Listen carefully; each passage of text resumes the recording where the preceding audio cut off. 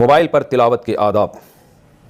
آج کل موبائل پر جو قرآن مجید کی تلاوت کی جاتی ہے یہ کیسا ہے، اس بارے میں کیا حکم ہے اور اس کی کیا شرائط و آداب ہیں؟ راشد صاحب کراچی سے. جائز ہے، بہتر تو یہی ہے کہ مصحف میں قرآن کی تلاوت کی جائے، تو تواتر سے اسلاف سے منقول ہے، اس کی ایک الگ برکت ہوتی ہے، خود آپ کو محسوس ہوگا اس کی ایک روحانیت. لیکن بہرحال موبائل پہ بھی جائز ہے. تو اس کے آداب کیا ہیں؟ موبائل پہ تو علماء کا اختلاف ہے کہ بغیر وضو کے آپ اس پیج کو ہاتھ لگا سکتے ہیں یا نہیں لگا سکتے. میرا خیال ہے بنوری ٹاؤن کا فتویٰ یہی ہے کہ وہ جو پیج ہے نا جو آپ نے موبائل پہ قرآن کا کھولا ہوا ہے اس کو آپ ٹچ نہیں کر سکتے بغیر موبائل کے، یعنی اس پیج پہ ہاتھ نہیں موبائل تو پکڑیں گے آپ لیکن اس پیج پہ ہاتھ نہ لگائیں.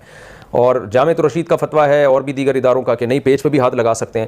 تو یہ اختلاف ہے، جب محققین کا اور اہل حق کا اختلاف ہو جاتا ہے تو اس میں احتیاط یہی ہے کہ آپ کوشش کریں موبائل پر بھی باوضو ہی تلاوت کریں، بہتر یہی ہے. اور گنجائش کی بات یہی ہے کہ بغیر وضو بھی تلاوت اس پہ جائز ہے، لیکن اتنی بات تو سب کے نزدیک ہے کہ وضو کر کے تلاوت کا ثواب بغیر وضو تلاوت سے بہرحال بہتر ہے. اور ایک اہم بات یہ بھی ہے کہ اگر آپ حافظ ہیں یا قرآن حفظ کر رہے ہیں اور بار بار آپ کو قرآن دہرانا پڑتا ہے اور بار بار وضو کے چکر میں آپ کو یہ خطرہ ہے کہ میں تلاوت سے ہی رہ جاؤں گا، تو پھر بغیر وضو ہی پڑھ لیں، پڑھیں ضرور بہرحال. باقی اور مزید آداب یہ ہیں کہ ایسے نہ پڑھا جائے، موبائل پہ تلاوت نہ کی جائے کہ جیسے کوئی ناول پڑھ رہے ہیں آپ، ٹانگ پہ ٹانگ رکھ کے آڑے ترچے بیٹھ کے عجیب طریقے سے، تو یہ ٹھیک نہیں ہے. تو بیٹھ کے پڑھیں، تمیز سے پڑھیں. لیٹ کے بھی گنجائش ہے، بعض دفعہ بیٹھنا مشکل ہوتا ہے لیکن لیٹنے کا بھی پھر مہذب طریقہ بھی ہوتا ہے نا لیٹنے کا، آڑے ترچے نہ لیٹے ہوئے ہوں، الٹے اوندھے نہ لیٹے ہوئے ہوں، یہ پھر نامناسب ہے. اور جب پیج کھلا ہوا ہو نا، اس پہ پیج پہ قرآن کی آیتیں ہوں تو اس پیج کا بہرحال اس وقت احترام کریں. ایسا نہ ہو کہ وہ پیج قرآن کا کھلا ہوا ہے اور آپ الٹا رکھ کے چلے جائیں بیٹھنے کی جگہ پہ، تو وہ پھر اس پیج کی ان آیتوں کی بہرحال بے ادبی ہے، کیونکہ ادب کا تعلق عرف سے ہے. تو یہ آیتوں کو اس طریقے سے آپ کہیں الٹا رکھ کے چلے جائیں اور بیٹھنے کی جگہ پہ رکھ دیں، موبائل پہ قرآن کھلا ہوا ہے اور آپ اپنے بیٹھنے کی جگہ اس کو رکھ دیں، تو یہ نامناسب ہے، یہ بے ادبی ہے. بغیر احتیاط یہی ہے کہ نہ لگائیں. پڑھ سکتے ہیں، اس میں کوئی حرج نہیں ہے، موبائل کو اٹھا بھی سکتے ہیں. قرآن کی تلاوت کیسے کریں؟ عدنان صاحب گجرات سے پوچھتے ہیں. قرآن مجید کی تلاوت تیز رفتار میں کی جائے یا دھیمی رفتار میں؟ اگر تیز رفتار میں کی جائے تو کم وقت میں زیادہ تلاوت ہو جاتی ہے، نیز آواز تیز ہو یا کم ہو. عدنان بھائی، گھر کے افراد پریشان ہوں لیکن اس کی بڑی برکت ہوتی ہے. گھر میں جب اونچی آواز سے تلاوت ہوتی ہے تو حدیث سے یہ بات ثابت ہے کہ اس سے شیاطین کے اثرات گھر میں ختم ہوتے ہیں، فرشتے اس تلاوت کو سنتے ہیں، اس سے برکتیں ہوتی ہیں. اور ویسے بھی ہمیں یاد ہے ہمارے والد صاحب جب شام کو آیا کرتے تھے گھر میں ڈیوٹی سے، تو نہا دھو کے بیٹھ کے تلاوت کرتے تھے اونچی آواز سے، تو گھر میں ایک بڑی برکت سی محسوس ہوتی تھی. ان کے انتقال کے بعد وہ تلاوت کی آواز ہمیں نہیں آتی تھی، ایک کمی محسوس ہوتی تھی.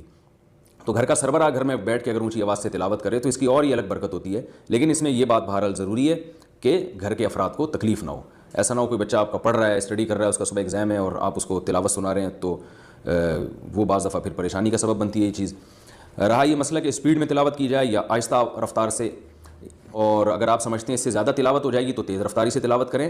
لیکن تیز رفتاری کی ایک حد ہے، اتنی رفتار کے الفاظ سمجھ میں نہ آئے، کوئی سن رہا ہو تو اس کے سمجھ میں نہ آئے کہ آپ کیا کہہ رہے ہیں، یا عالم تعلمون کے علاوہ، اور اس رفتار میں تجوید کے قواعد کا خیال کرنا چاہیے. ہاں اگر سمجھ کے قرآن پڑھ رہے ہیں، آپ کو عربی آتی ہے ماشاءاللہ، تو پھر اتنی اسپیڈ ہو کہ آپ کو یہ پتہ بھی چلے کہ آپ یعنی مفہوم کی طرف بھی آپ کی توجہ جائے. اتنی زیادہ اسپیڈ کر لینا کہ مفہوم ہی سمجھ میں نہ آ رہا ہو آپ کے، تو بھی غلط ہے. تو اگر قرآن سمجھ کے پڑھیں گے تو پھر اتنی رفتار ہونی چاہیے کہ آپ کو ایک ایک آیت پہ غور کرنے کا موقع ملے.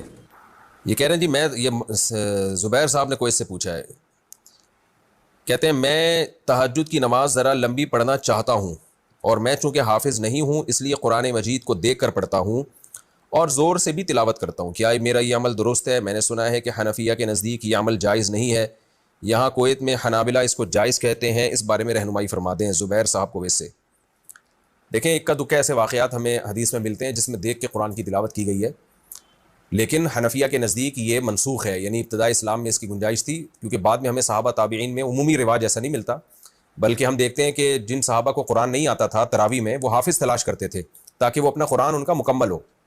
یہی وجہ ہے کہ حضرت عمر رضی اللہ تعالیٰ عنہ نے جب لوگوں کو دیکھا کہ وہ مختلف ٹکڑوں میں کھڑے ہو کر رمضان میں تراویح پڑھ رہے ہیں، عشاء کی نماز کے بعد نمازیں پڑھ رہے ہیں مختلف ٹکڑوں میں، اور پڑھ کیوں رہے ہیں کہ جس کو جو حافظ ملا تو اس نے اسی کے پیچھے نیت باندھ لی تاکہ ہم پورا قرآن سن سکیں یا قرآن کا بہت زیادہ حصہ ہم سن سکیں. تو حضرت عمر نے ان کو ابی بن کعب رضی اللہ تعالیٰ عنہ پہ جمع کر دیا.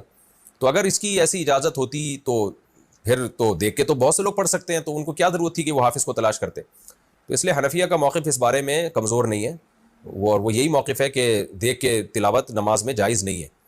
تو ایسے اکا دکا جو واقعات ملتے ہیں اس سے اصول اور کلیات کا استنباط نہیں ہو سکتا. اس کے مقابلے میں جو ہمیں عمومی عمل جو اسلاف کا نظر آتا ہے، جو عمومی عمل جو صدیوں سے چلا آ رہا ہے، وہ یہی ہے کہ جو حافظ ہے وہ اقتدا کرے وہ نماز پڑھائے اور غیر حافظ اس کی اقتدا میں نماز پڑھے.